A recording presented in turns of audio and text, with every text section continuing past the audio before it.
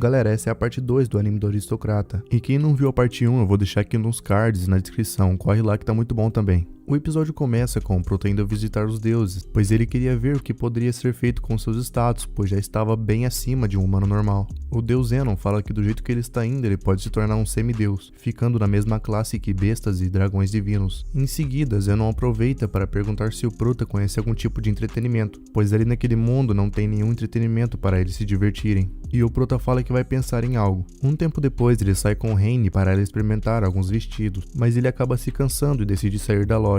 E ele acaba se encontrando com uma amiga dele que se chama Parma. Ele conhece o tio da menina, que é dono de uma loja chamada Tamanis, e aproveita para ver com ele se tem como criar um jogo que existe na Terra chamado Reverse. O Prota mostra para Tamanis como é o jogo, e ele fica bem interessado. Então o Prota entrega uma moeda de ouro para ele criar uma amostra do jogo, e esse valor seria mais que suficiente. Ao sair da loja, ele dá de cara com sua irmã, e ela reclama com ele, falando que ele não viu todos os vestidos dela. Então, para se redimir com ela, a Reine em casa mostra todos os seus vestidos, e o Prota elogia todos eles, o que deixa sua irmã muito feliz. Um tempo depois, Sylvia chega e fala que Tamanis pediu para o Prota ir na sua loja. Chegando lá, ele vê que Tamanis conseguiu criar o jogo. Os dois testam o jogo e isso deixa Tamanis bem confiante que vai vender muito. Mas o Prota fala que gostaria que esse jogo fosse acessível para todos, e por isso ele pede para Tamanis criar duas versões. Então ele pede para fazer uma versão regular para todos e uma versão mais refinada para os nobres, e entrega mais moedas para Tamanis realizar a produção. Mas o Tamanis explica que primeiro eles têm que fazer um contrato com o deus do comércio, e assim o Prota e o Tamanis decidem mostrar o jogo para os deuses e recebem a permissão para fazer mais. O Prota pede para Tamanis fazer uma versão mais luxuosa para dar para a corte, e nisso os deuses estão gostando muito do novo entretenimento que o Prota deu a eles. Chegando em sua casa, o Prota lembra que é dia do deboche e parte para o palácio junto com seu pai. Chegando lá, ele vê o Marquês Corgino, que aparentemente não gostava dele, e o Duque Eric e sua filha Silk também estava lá.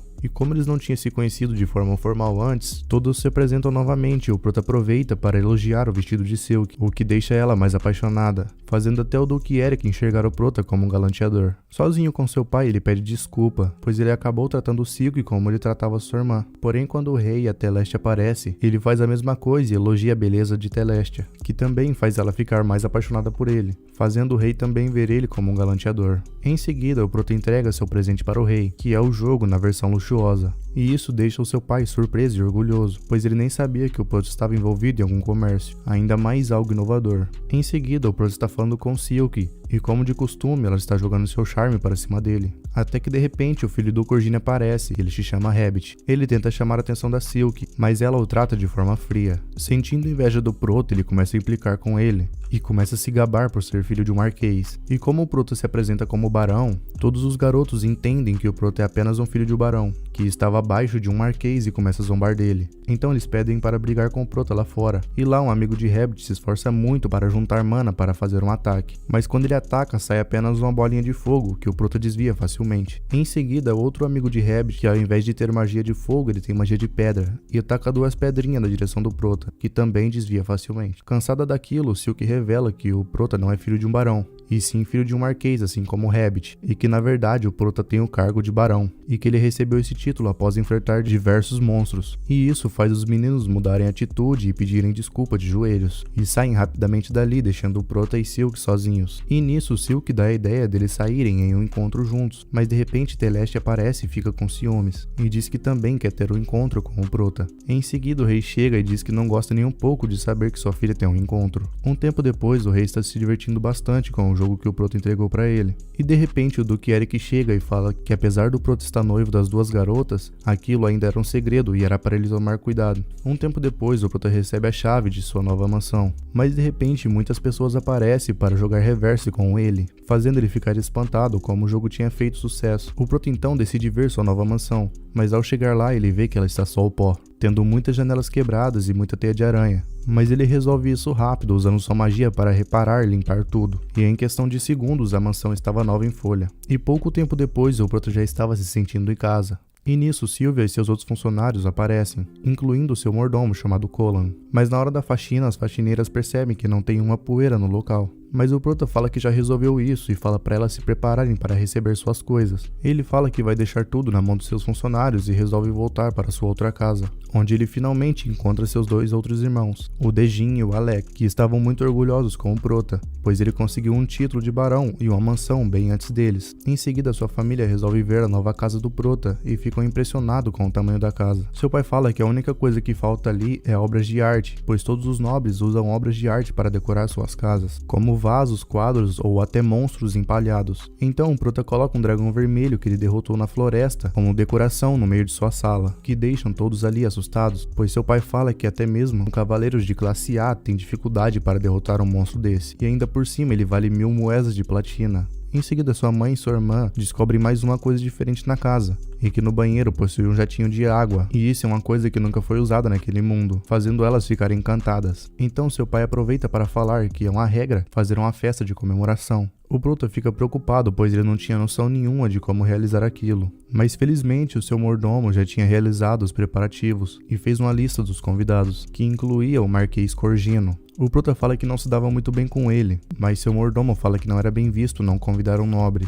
O Prota percebe que não tem convite para o rei, e o seu mordomo explica que apenas pessoas do título conde ou superior poderia convidar o rei para uma festa. Na festa também tem o costume de dar um presente para os convidados, e o Prota fica maluco pois ele não sabe o que dar para as pessoas. O Prota então pensa em dar taças de vidro, pois ele percebeu que todos ali usam porcelana. E para a comida da festa ele pede para seu cozinheiro fazer um hambúrguer e uma bebida gasificada, sendo que os dois não existiam naquele mundo. Sylvie aprova e diz que o sabor é muito gostoso. Em seguida, o Prota recebe o Duque e o Rei, e o Rei foi lá para tirar satisfação, pois o Eric recebeu o convite e ele não. Afinal, ele que tinha dado a mansão e era noivo de sua filha. Mas o Duque Eric lembra ao rei que apenas pessoas da alta nobreza poderiam convidar ele. Mas o Prota fala que pretendia dar o convite pessoalmente e entrega o convite para o rei, o que deixa ele muito feliz. Então o dia da festa chega e o Prota recebe seus convidados, incluindo o Duque Eric e Silk, que ficam impressionados com sua mansão e pelo fato de ter um dragão empalhado no meio de sua sala. Além disso, todos ficam impressionados com a taça de vidro, a bebida e o hambúrguer. E quando o rei chega, ele também fica impressionado com tudo. E a rainha pede para o Prota instalar o jatinho em seu banheiro o quanto antes, pois aquilo era uma coisa revolucionária. E o rei elogia o Prota, falando que aquela foi a melhor recepção que ele já teve. Todos ali aplaudem o Prota pelo resultado da festa, mas não demora muito para um problema chegar. O Marquês Kojina aparece criticando tudo. Ele critica a casa do Prota, o dragão empalhado e até sua comida, mesmo ele tendo gostado. Todos ali acham a atitude dele rude, mas o mordomo do Prota alerta ele que por ele ser um marquês, ninguém pode ser rude com ele. Então o Prota tem um plano. O Prota mostra as taças de vidro e fala que todos os convidados poderá levar uma para casa. Mas o Marquês fala que quer levar todas as taças com ele, pois ele sabe que o Prota não pode negar. Mas o Prota sabe que o rei e o Duque Eric estavam chegando, fazendo eles escutarem o que o Marquês estava falando. E assim o rei coloca o Marquês em seu lugar. Mas todos ali percebem que isso foi um plano do Prota, e o rei dá uma bronca nele por ter usado ele dessa forma. Um tempo depois, o Prota vai até o palácio e se encontra novamente com o vice-capitão. Ele diz que o primeiro-ministro pediu para ele deixar os monstros empalhados que ele tinha por lá. Ele mostra uma sala e fala que o Prota poderia deixar os monstros ali, mas o Prota fala que essa sala era muito pequena. E o vice-capitão fala que ele poderia deixar ali do lado de fora mesmo. Mas ele se impressiona quando o Prota começa a liberar vários monstros e fazendo o local ficar cheio de criaturas. Ele pergunta se o Prota era algum tipo de herói ou algum discípulo dos deuses, e isso deixa o Prota envergonhado. Antes do Prota ir embora, ele pede para o Prota ajudar no treinamento e fala que ele quer apresentar a capitã. Ele apresenta o Prota para a tropa e todos o questionam perguntando se era certo lutar com uma criança de 10 anos. Mas quando o Prota mostra sua habilidade lutando com um deles, todos eles decidem atacar de uma vez. Mas antes que eles ataquem, a capitã aparece e pergunta por que todos eles estão atacando a criança indefesa. E seu nome é Tijuana. Mas quando o vice-capitão explica que se tratava do garoto que salvou a princesa e que lutou com dezenas de monstros, ela muda sua expressão e ela decide que ela mesma duelaria com ele. Todos ali imaginam que o Prota irá perder, pois ela possui o título de mestre espadachim, e assim sendo a melhor cavaleira do reino. O duelo começa e todos ficam impressionados com o Prota conseguindo lutar de igual para igual com a capitã. Mas após um tempo lutando, o Prota aumenta mais sua velocidade e assim derrota a capitã Tijuana. E isso faz com que ela se apaixone pelo Prota e decide casar com ele. O Prota fala que mal conhecia ela, mas ela se apresenta como capitã Tijuana e ela explica que ela é elfa e que ela não vai envelhecer tão cedo e que até ele tiver idade para se casar, a diferença terá sumido entre eles. O Prota fica com medo da reação do rei e de seu pai e fala para ela que ele teria que conversar com algumas pessoas primeiro, e ela concorda, falando que ela mesma teria que falar com o rei. Então ela arrasta ele para uma audiência. O Prota fica desesperado, temendo a reação de todos, mas na audiência o rei fica espantado com a notícia e pergunta por que o Prota não explicou que ele já está comprometido com Silk e Telestia, mas ele explica que não disse nada porque era uma informação confidencial. Seu pai pergunta se ele estava ciente da posição da Tijuana. O Prota nega, mas o rei explica que ela é de um país de elfos chamado Liebert, e por causa da beleza deles, era comum os elfos serem sequestrados e vendidos como escravos. Mas graças ao primeiro rei Yuya, o reino de Esford não tinha essa discriminação, e por isso o território de Liebert era independente, fazendo Tijuana ser uma princesa. Então o rei explica para Tijuana que o Prota já estava comprometido, porém isso só faz que Tijuana fique mais apaixonada pelo Prota. Afinal, ele não impressionou apenas a ela,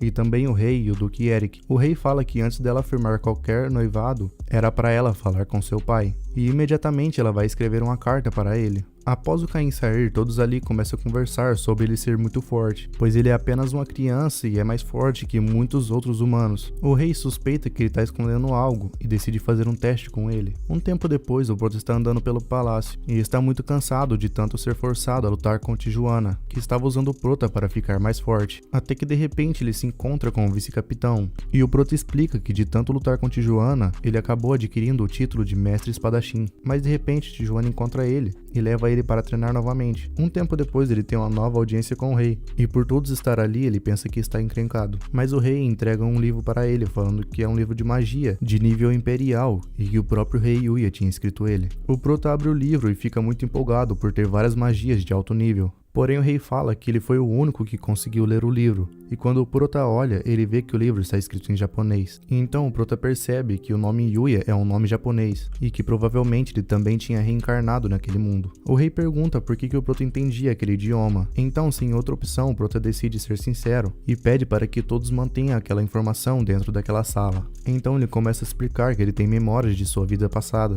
e fala que veio de outro mundo, de um país que se chamava Japão. E enquanto ele explicava, ele fala que se encontrou com os deuses e deixa todos ali assustados. Ele fala que se encontra com os 7 deuses toda vez que ele vai à igreja. Então seu pai pede para ele mostrar os seus status, e todos ali ficam muito chocados ao ver os status do Prota. O rei fala que com tudo aquilo de poder, todos do reino, incluindo o rei, deveria se curvar ao Prota, porque era um escolhido dos deuses, é o maior dos títulos. Mas o Prota fala que não quer nada daquilo, pois ele fala que no outro mundo ele estava sozinho, pois já tinha perdido toda a sua família, e que nesse novo mundo ele tem sua família querida e também tem amigos e várias aventuras divertidas, e que ser nomeado como barão já era um título suficiente para ele. Então ele pede para continuar com a vida que ele estava tendo. O rei compreende sua situação, mas ele fala que seria melhor o Prota ser nomeado como o novo rei. Mas antes que o Prota pudesse falar qualquer coisa, Tijuana chega com a novidade, e que seu pai aprovou o noivado, e assim fazendo o Prota ganhar mais uma noiva, que resolve comemorar com mais um duelo entre eles. Em respeito com o desejo do Prota, o rei pede para que todos ali mantenham isso em segredo, e todos concordam com a decisão. Mais tarde, Silk e Telestia fica pistola com o Prota, por ele ter arrumado mais uma noiva. Silk pergunta mais quantas noivas ele vai arrumar até atingir a maioridade, e Telestia fala para ele não ficar aceitando os pedidos que ele recebe. E para piorar a situação, Tijuana aparece e fala que eles vão se amar por mais um dia, assim fazendo Silk e Telestia ficar com mais ciúmes. O Prota tenta explicar falando que eles apenas duelam, mas Tijuana arrasta ele de lá, mesmo ele implorando por um dia de descanso. O vídeo acabou, mas se você chegou até aqui, eu sei que você gostou do vídeo, então já deixa o like e comenta aí para eu trazer a parte 3.